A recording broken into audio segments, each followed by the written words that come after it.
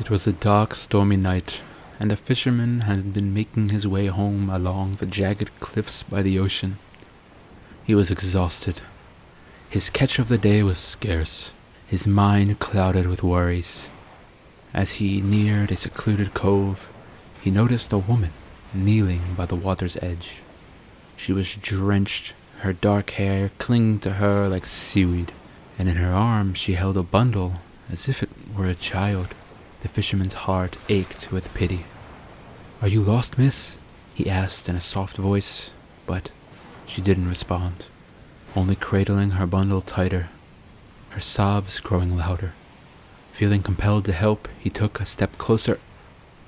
But before he could finish his offer of assistance, the woman lifted her face. Her eyes were sharp, almost reptilian. Her mouth split into a serpent's grin, filled with razor-like teeth. The child in her arms uncoiled, revealing itself as a writhing, monstrous tail. In a flash she lunged, and the fisherman realized too late that he had encountered a Nure-Onna, the snake woman of Japanese legend.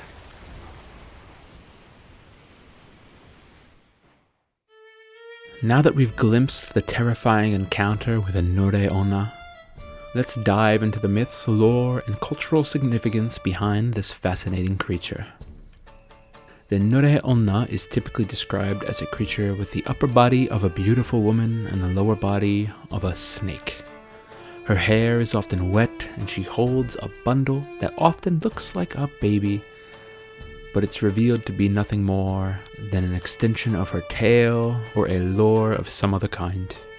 The name Nure-Onna roughly translates to wet woman, a nod to her waterlogged appearance and association with the shorelines and rivers.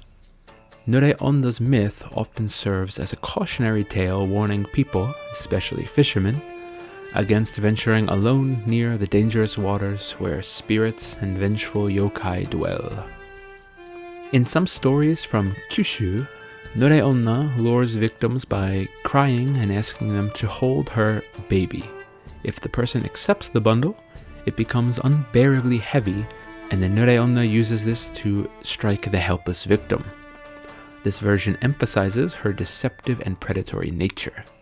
In the Niigata prefecture, Nure-Onna stories are more elusive and mysterious, appearing only briefly to frighten travelers rather than to harm them.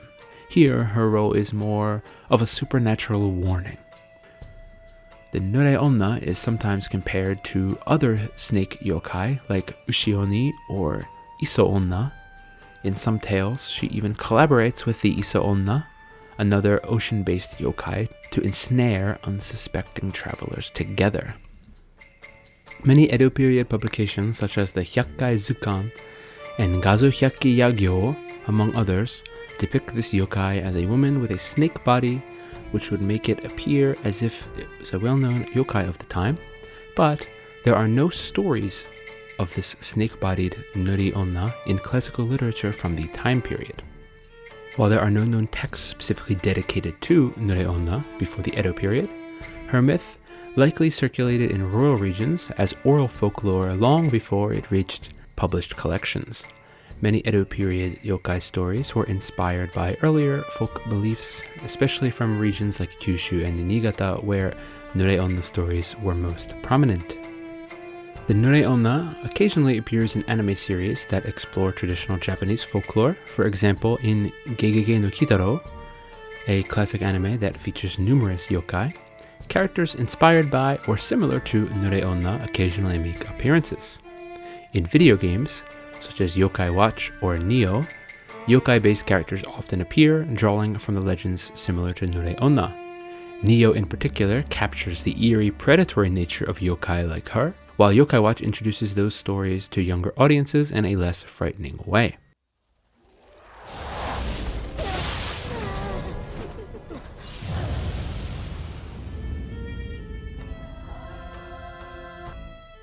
Nure-Onna's image as a ghostly, water-dwelling entity has influenced horror media made in Japan. For instance, The concept of female spirits by the water with ghostly features is echoed in The Grudge and The Ring, where creatures like Sadako bear some resemblance to the water-associated yokai.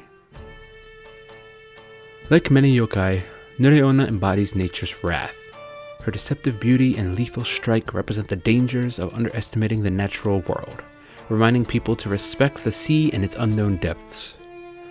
Nure-Onna stories explore the fear of the unknown, especially of mysterious women or apparitions by the water. Her association with deception and luring humans with helpless behavior reflects the social anxieties about trust and betrayal. Nure-Onna's snake form represents the duality, beauty yet dangerous, human yet inhuman. Her haunting form speaks to the deeper themes of nature's complexity and the balance between nurturing and destruction. The Nure-Onna remains one of the most fascinating yokai, a haunting reminder of nature's power and the mysteries that linger at the edge of the world. Whether seen as a cautionary tale or a symbolic spirit of vengeance, her legend continues to captivate and terrify those who dare approach the water's edge. If you ever find yourself by the misty shores of Japan, be wary, as you might just encounter her. Thank you all for watching. Don't forget to like, subscribe, and leave a comment down below. If you want to watch more videos about Japanese folklore and mythology, I plan on releasing many more over the weeks to come. And if you have any requests, you can leave those down below as well. So thank you very much for listening, and I will see you next time. Thank you.